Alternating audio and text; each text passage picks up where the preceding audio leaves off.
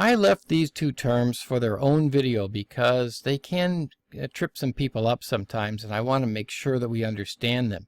It's unfortunate in this document that this picture here got separated, so I'm going to junk it all together there like that. I left these two terms, code and cipher, for themselves in their own video because these two can really trip people up, and it's a subtle difference, and I want to make sure that we understand it.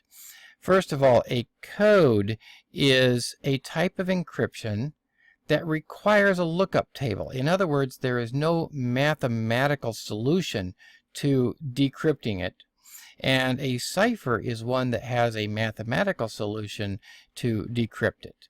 Now, I want to take two that look very, very similar over here. I'm going to blow this up a little bit. And here we go.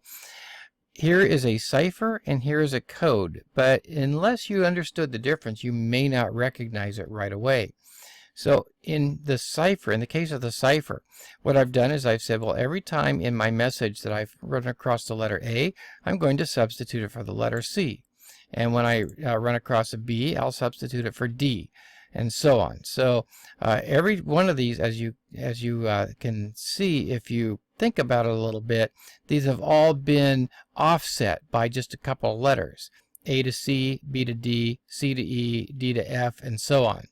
So we just took all the letters and then started at C instead of starting at A, and then we stuck the A and the B at the end of it.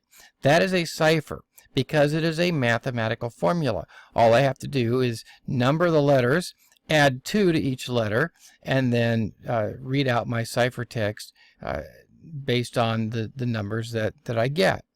This one is a code. Instead of having these in order, what I've done is just randomly put letters down here. And I said M is equal to Y and I is equal to E and so forth. Now there could have been some underlying principle here that makes this a cipher, not a code. However, I can tell you right now that I did this personally randomly, and so I know that there isn't some mathematical principle here to do that. So in this case, A equals D, B equals I, C equals F, and there's no real, no mathematical function here. So you would actually have to have a little table and look it up in order to translate this back and forth again. Very much like when I was a little kid, we used to watch cartoons and they would sell us for $5 or something a little decoder ring. And this was usually on Saturday morning cartoons, right? And they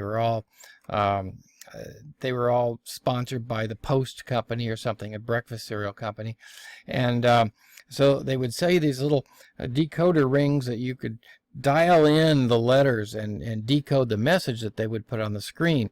And of course, the message they would put up there would be, you know, eat Post Toasties or something. And it was just basically you're paying them to give you advertising.